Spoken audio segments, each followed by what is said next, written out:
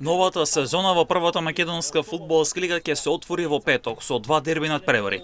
Сезоната се отвора во Тетово со дербито меѓу актуелниот шампион Шкенди и Шкупи, а мечкови ќе започне во 17 часот. Во петок од 20 часот под рефлектори на арената Торо Проески во Скопје ќе се одигра вечното дерби меѓу Вардар и Пелистер.